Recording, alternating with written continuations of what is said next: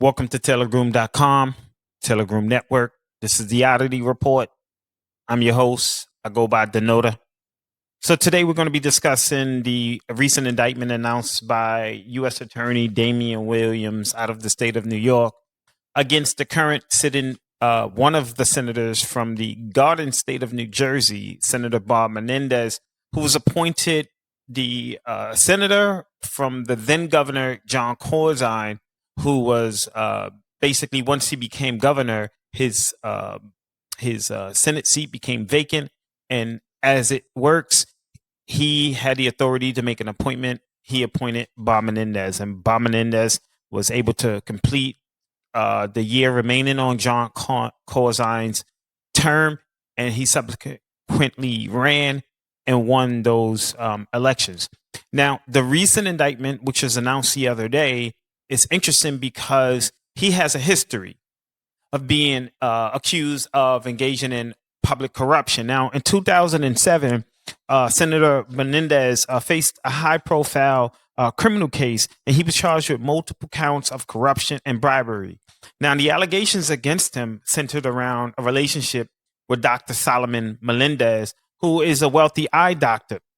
It was claimed that Menendez had accepted lavish gifts, including trips to the doctor's private jet and luxury vacations, in exchange for using his political influence to benefit the doctor's business interests.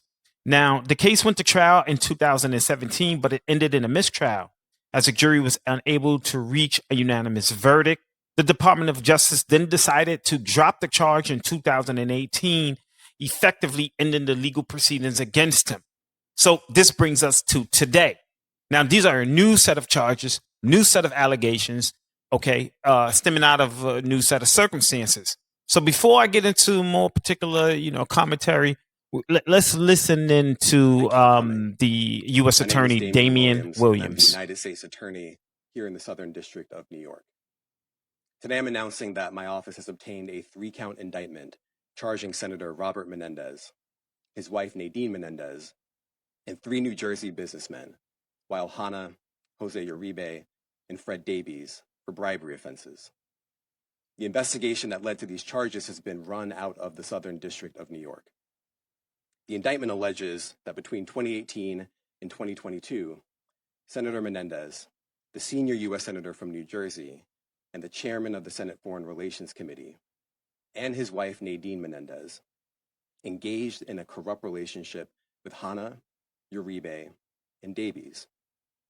The indictment alleges that through that relationship, the senator and his wife accepted hundreds of thousands of dollars of bribes in exchange for Senator Menendez using his power and influence to protect and to enrich those businessmen and to benefit the government of Egypt.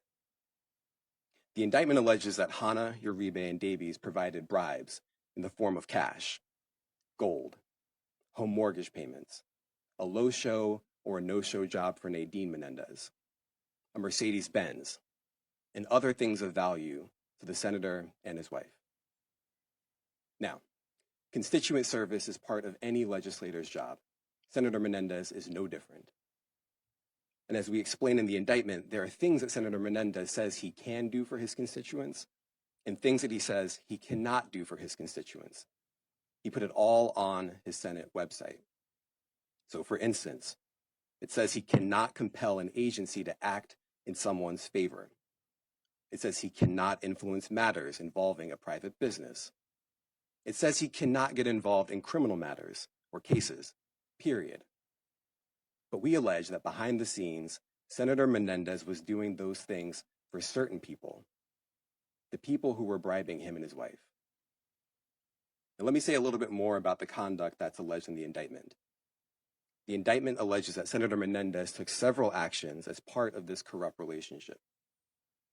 First, the indictment alleges that Senator Menendez used his power and influence, including his leadership role on the Senate Foreign Relations Committee, to benefit the government of Egypt in various ways.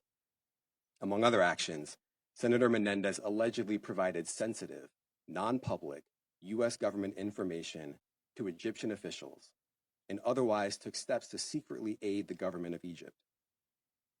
We also allege that Senator Menendez improperly pressured a senior official at the U.S. Department of Agriculture to protect a lucrative monopoly that the government of Egypt had awarded to Hana, a lucrative monopoly that Hana then used to fund certain bribe payments.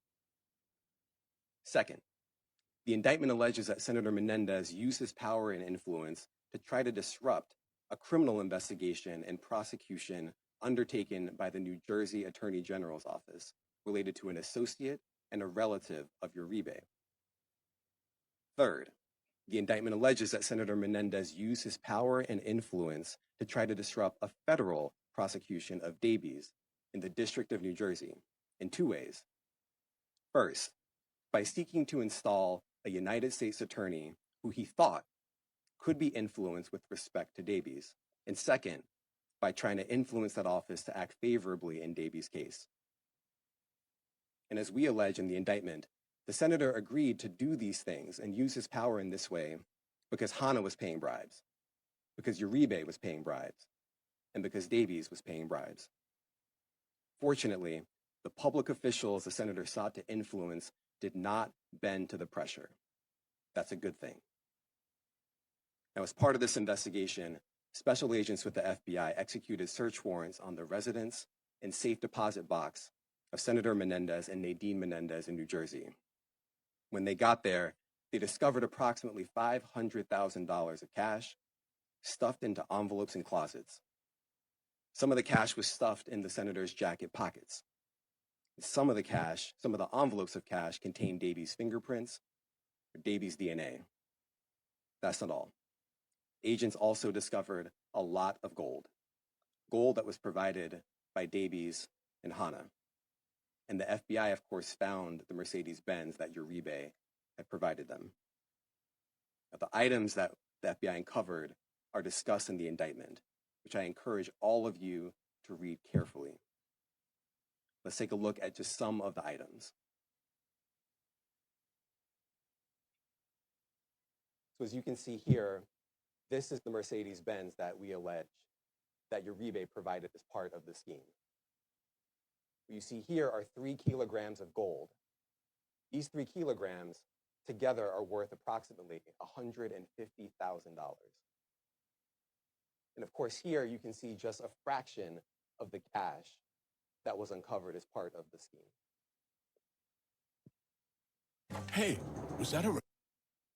Now, first, I want to start off by stating, look, we live in the greatest country, right? In all of the world, despite our shortcomings and issues and problems and challenges that we face. And Bob Menendez is entitled to the presumption of innocence. I believe in that. That's in the Constitution. So with that being said, look,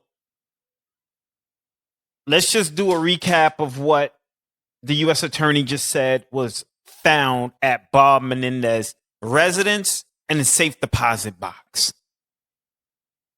They found over $500,000 in cash stuffed in jacket pockets and over 3 kilograms of gold valued well over and in excess of $150,000, along with a Mercedes-Benz. And to boot, the DNA of one of the individuals involved in the case found directly on the cash at his residence. Now, if these allegations are true, he needs to be held to the highest degree, to the furthest extent that the law provides, because this type of corruption on a part of public officials is unacceptable. This is not a political issue. Trump is entitled to the presumption of innocence as well. And I believe the same for him. If these allegations are proven to be true, he needs to be held accountable to the fullest extent of the law. Look, we can't have a society where you have people who are well connected being treated one way and everyone else being treated another. That is not a sustainable recipe for a democracy, for a thriving democracy. It cannot thrive under those circumstances. And what's, unnerving here is the fact that with regards to Senator Menendez is that we're seeing the same set of charges that he just was by chance was able to defeat back in 2017. And here we are again being faced with the same, type of allegations again with new parties. And you would think he had learned. I don't know. There's a saying that power corrupts and absolute power corrupts absolutely. So maybe we need to get into some discussion perhaps at some point in terms of how we need to reconfigure the way power is distributed throughout this nation, because I think there's too much of a concentration of power and a group of a small group of individuals who are basically using that power not to make people's lives better, but to enrich themselves. That's not a sustainable recipe. That's not the formula by which this democracy is going to be able to sustain itself. Power has to be distributed equally among the people, irrespective of race and gender and, the different opinions and views that people may have. It's about people's ability to take care of themselves and take care of their families and being able to have those opportunities readily available to them. And they don't have to worry about being connected in any particular way. I mean, this is just a shame. It's pitiful. It's pitiful. But one thing I would say is, look, I got to give kudos to the U.S. Attorney, Damian Williams, because at the end of the day, he just stated the facts. He didn't go into any commentary. He didn't make it political. He just laid out the evidence or the facts as he know them to be. And look, he deferred further comment because he knows that the proper forum for these sort of things to be vetted out, it's in a courtroom.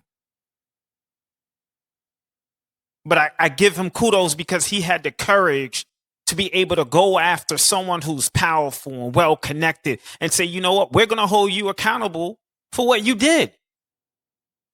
And so that's the silver lining in this case, is that people in positions of power are being held to account. This is Telegram.com, Telegram Network.